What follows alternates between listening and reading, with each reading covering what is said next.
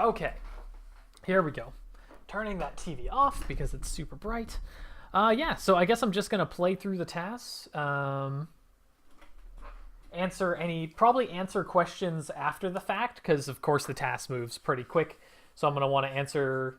I'm just gonna want to commentate on it as it comes up, and focus on that. And then if anyone has any questions, I'll answer those as we proceed. I got some questions about the TAS already. For some places where I could probably save a little bit of time, I'll probably mention those on stream in this review. But yeah, let's go over the TAS, shall we?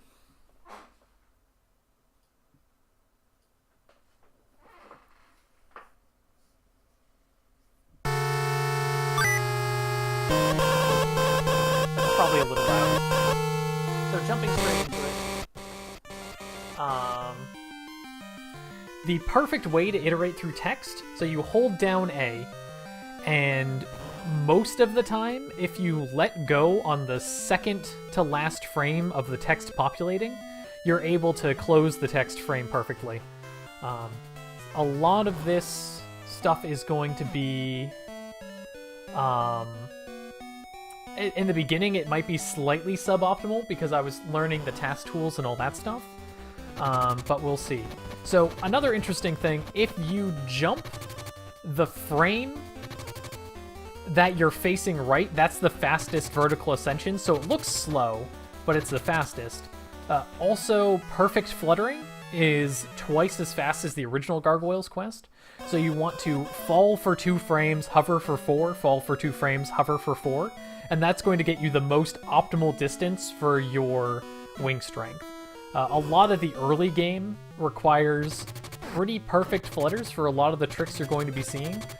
Otherwise, it's not too bad. Like, there's a lot of leeway later in the game.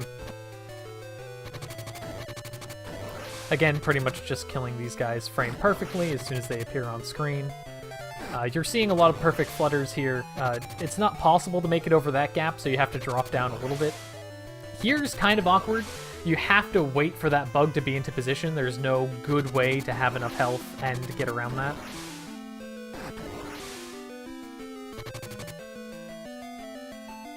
Again, more perfect climbs here.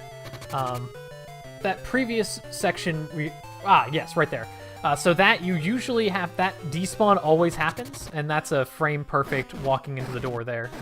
There's a faster way to do this boss that Maidwalk Herd found that allows you to just stand there right to the left of the boss. But this is basically a frame perfect version of my current strat, which of course kills him super early, and we get him right next to the door.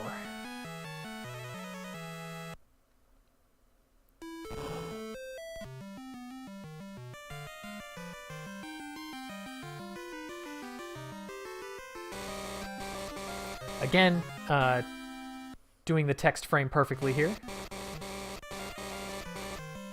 Yeah, Maid, I got to this section of the TAS before you found that. So it's one of the things that I need to improve. Also, you're going to hear some bumps here. What happened there is I was actually TASing this without volume, and I didn't realize that I was losing a frame on some of these sections. So there's like 16 frames I lose to bonks, I think.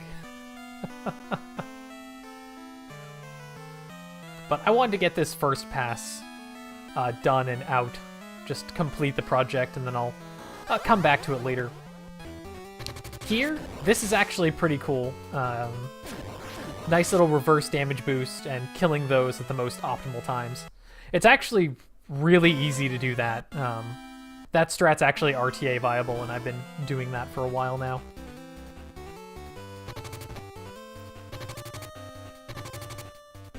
Confirmed bonks are scary, yeah. Here, again, not too bad. Mostly just fluttering. Here, you can, if you perfect flutter, you can actually make it on top of that gap without having to jump up from the wall. So that's pretty cool. Nothing crazy here. A lot of TASs like to avoid deaths and things like that, but the point of this exercise was trying to go through the game as fast as possible. So what we're doing here, including all death warps and stuff. So what we're doing here is we're getting a password for that death warp later, saving a bunch of time. I think it's about 5 minutes total, something like that. I haven't timed it, but warping to where you need to go versus revisiting just in general saves you a lot of time.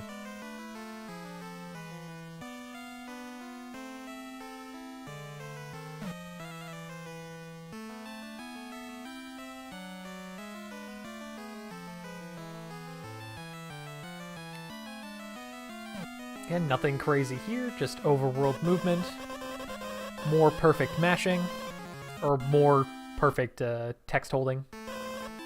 This next stage I actually found really fun to route for the TAS. It's a lot of perfect flutters. Usually what you do is you'd wait here, or at the very least, you'd need to take damage boosts in order to zip on top of these platforms. But with perfect flutters in the TAS, you're actually able to just stay high, just high enough so that you don't take any damage here. And again, with the perfect climbs.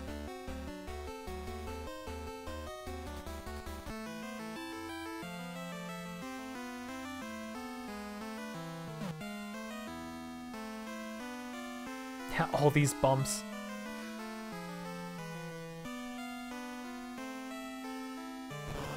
So this first room was actually really weird.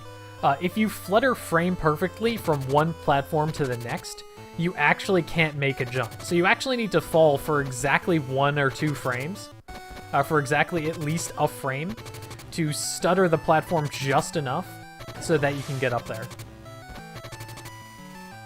Again, more optimal jumps. In the original GQ2, you can actually zip onto that platform, but I couldn't figure out a way to get it to work in this. Again, just killing a few enemies while we're falling to reduce lag a little bit. Keep that sprite count down.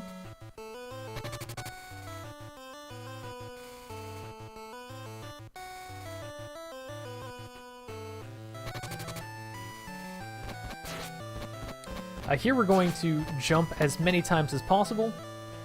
Again, just perfect climbs, nothing too crazy here. And this is going to cause us to die, which this is one of the more optimal ways to set up for the death warp, because it's one of the few places where you can die and you'll actually be ahead of where you died as opposed to behind.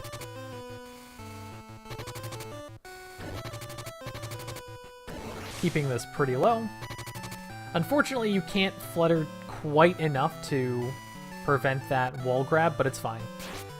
Taking damage here so that we can be at 1 health pretty easily. And then we're taking a death here. There might be a faster way to take that damage, but it feels pretty smooth.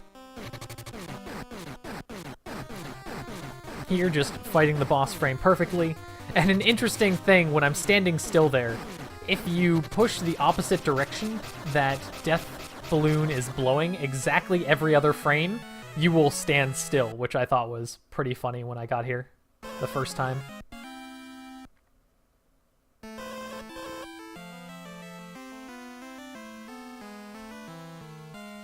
Unfortunately, my recording was a little weird in the TAS studio. I'm not sure why.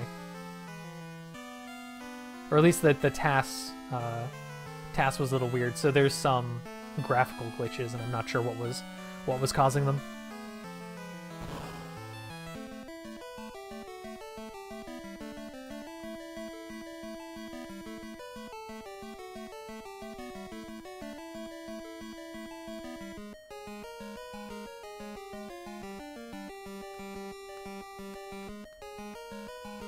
Again, pretty simple overworld movement, nothing too much to talk about here.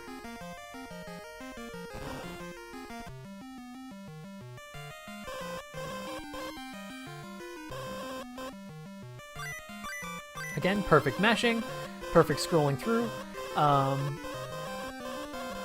Yeah, a lot of the menus in this game, you pretty much, obviously we do frame perfect loading, but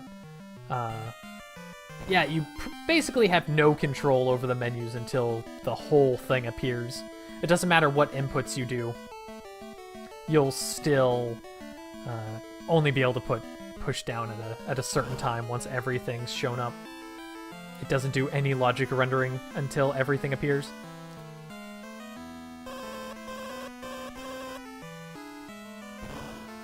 This section also pretty close to RTA. I don't remember if I'm actually able to stay up top. No, because, yeah. Yeah, so what I used is, I used the, shoot, I can't remember what the emulator's called. Off the top of my head. No, Maid, I did not check the menuing. I actually thought of that, around, like, one of the last days I was doing the TAS. But I basically input a series of commands. So I'm doing frame-perfect stuff. Sliding left and right. I'll answer that question better when this TAS is done, Possuma. But no, it's a good question. Like, I wasn't sure how to use a TAS. You just slide under there, which that's also RTA viable. Maid found that that's totally possible. RTA. Here you can just slide underneath, so you can save a jump there. Just a little bit of fall time. That's also RTA viable. A lot of the stuff in this stage is RTA viable.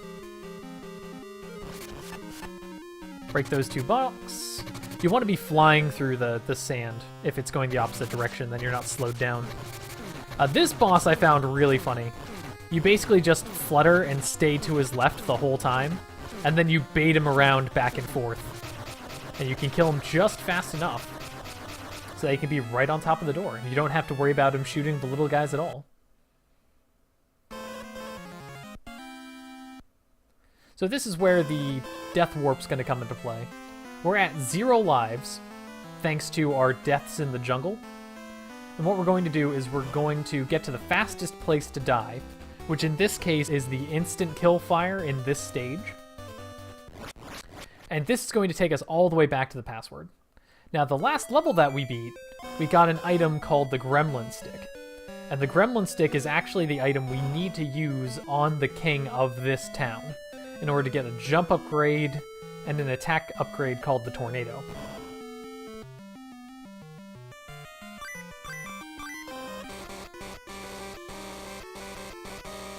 Again, more frame-perfect text.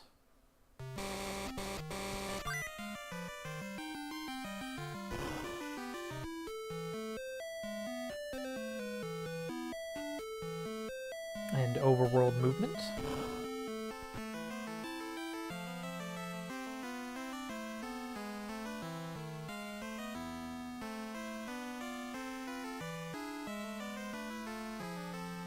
This next section, I don't think there's anything too crazy, or at least not RTA viable. I mostly found the routing for this a while ago, where we used to need to use, I thought we needed to use tornadoes through here. But you can actually go through without the menu, and you need the brick break for the next boss, so it's ideal that you don't swap out.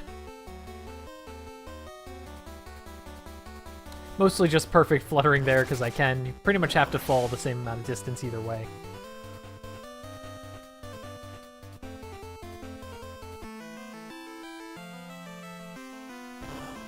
So next up is the fake king boss.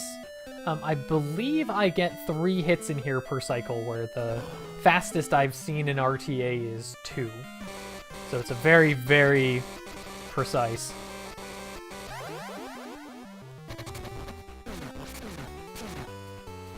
Yeah, 3. And there you go. 8 hits and he's dead. So he has very low health because he's got a lot of invulnerability. So it makes sense that they do that.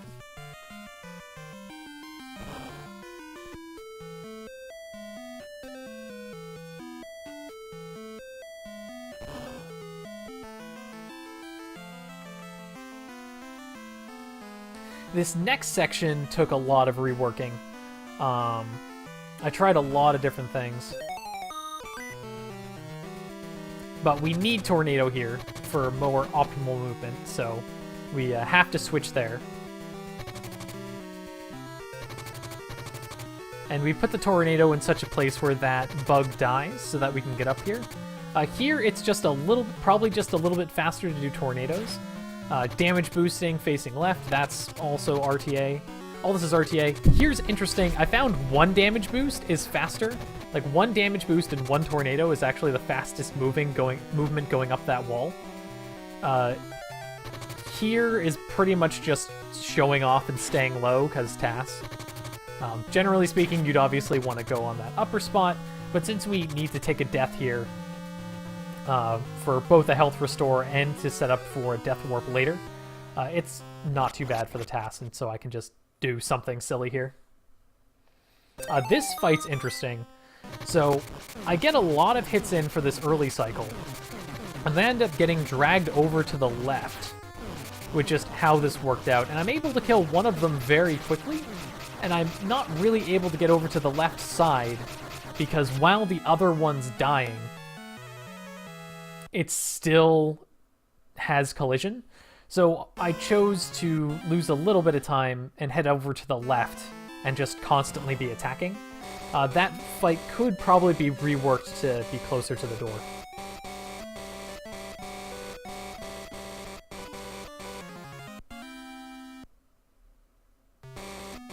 But that would only save on travel time.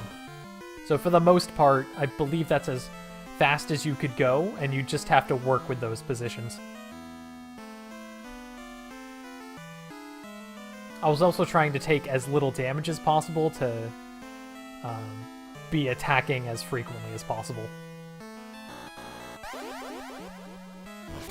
This fight's also pretty close to RTA. Get a few extra hits in. Obviously, the flutters are a little more difficult. Usually what I do is I do up and down, up and down. Probably could get more hits in than I usually do here for RTA, but pretty snazzy fight.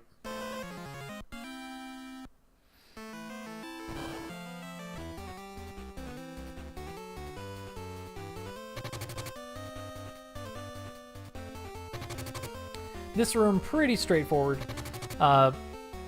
Again, nothing that's not RTA viable here. Mostly just going through, and perfect flutter here. Actually, no, not even a perfect flutter, just jumps.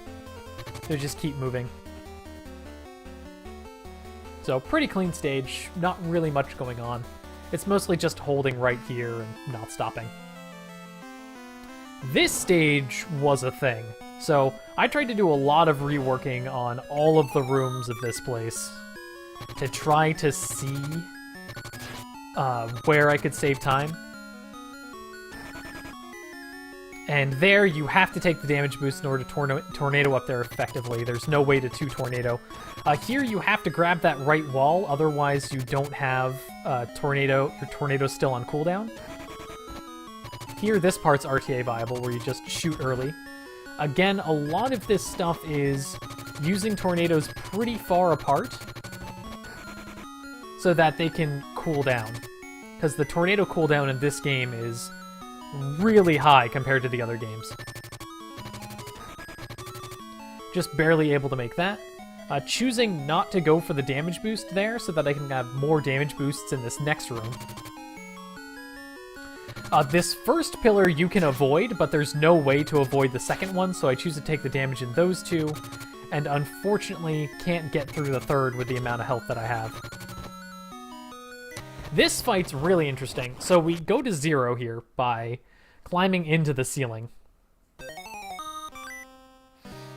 And we get some frame-perfect hits, and it's actually possible for this boss to turn into Firebrand, which is another thing Maid found. When he's Firebrand, he actually has...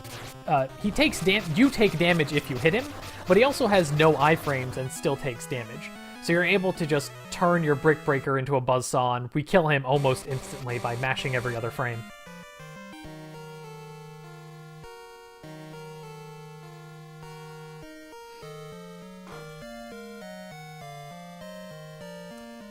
This screen, I actually tried a lot of different things. There's no way to speed this up. Just none of your inputs do anything. So you gotta wait through all of this.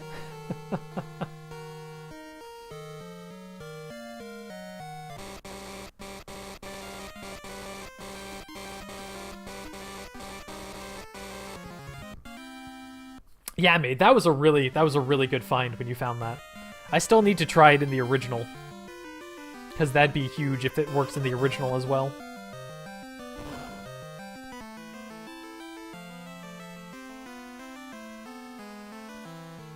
This section, I don't think I did anything too crazy in the TAS. Pretty much all RTA viable strats, with just obviously the optimization of perfect flutters and the like. So yeah, I'm able to drop down, perfect flutter all the way across. Here, this is also RTA viable, where you get just enough height boost from that enemy, and if you don't kill it and you jump up fast enough, it actually despawns a third section that spawns those enemies. Which, that's also RTA viable. I'm not sure what the timing is for getting the despawn. Sometimes I get to despawn, sometimes I don't. But I think if you move fast enough, or you jump really high early, you'll get the despawn.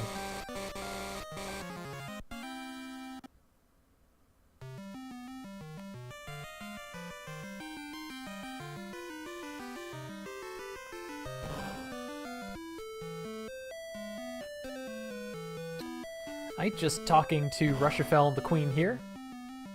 Getting 2 power upgrades. Again, pretty much just perfect mashing. Nothing to write home about.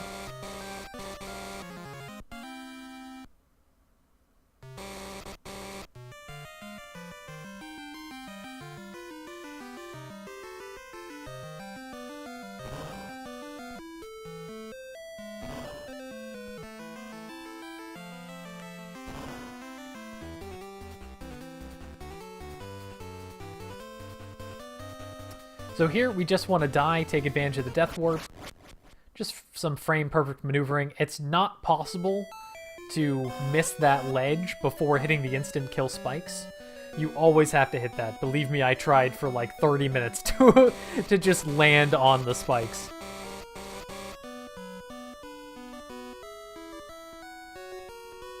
So we're heading over to the next stage, Goza's Palace. Goza's Palace was also very similar to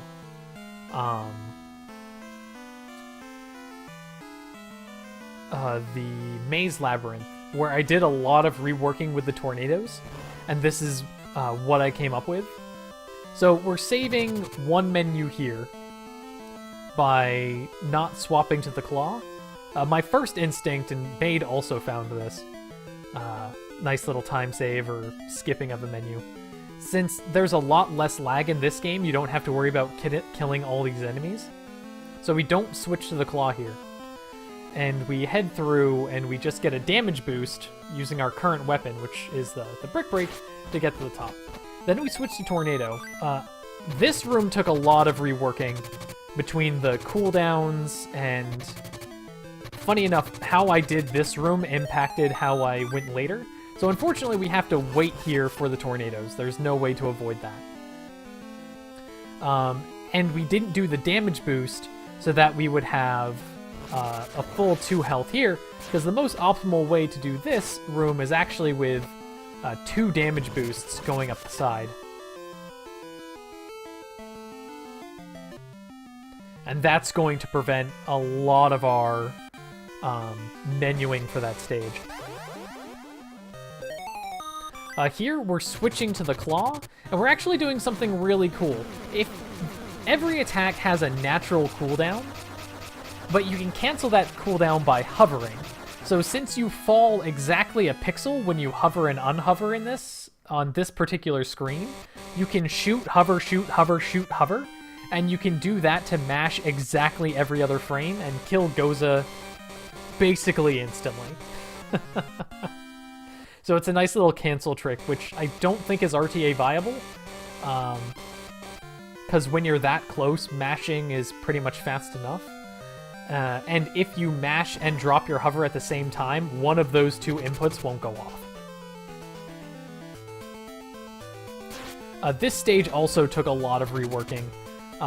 Some of it was also trying to pull in Gargoyle's Quest 2 original strats that aren't RTA viable in this game, or in this remake.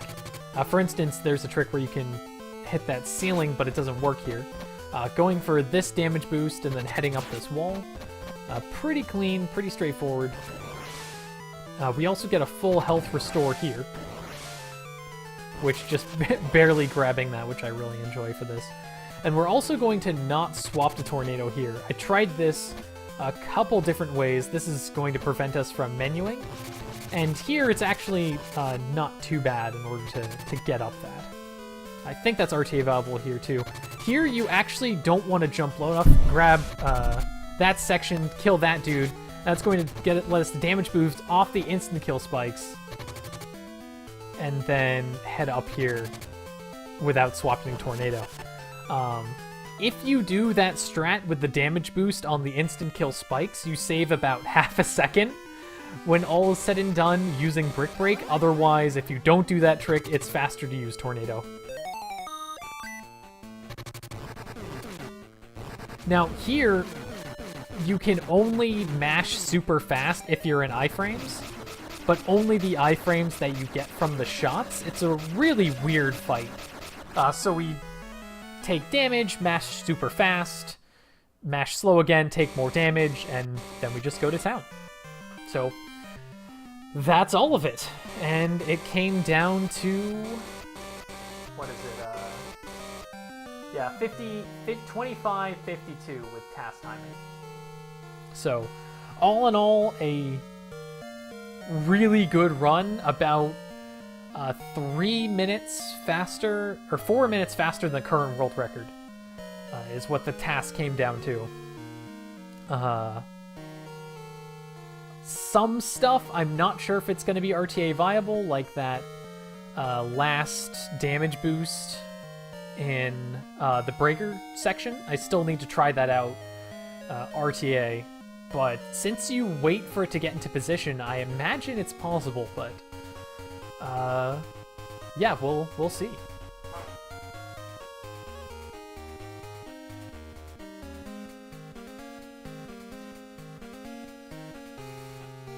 So, yes, Possuma, to answer your question from earlier, I use the Game Boy core of the MU Hawk emulator, which has a tool called TAS Studio. And in TAS Studio, I was able to select an input for every single frame, and essentially went through the entire game frame by frame over the course of about a month and a half, 2 months. Which honestly would have taken a lot longer if the important chunks, like the important chunks took me about a day each, like 8 to 10 hours, like each level. But there were quick sections that I was able to do, and it wasn't too bad in the end.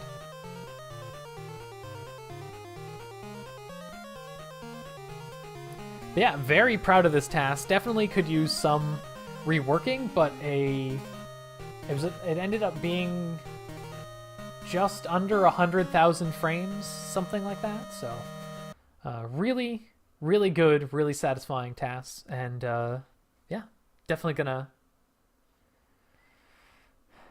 helped.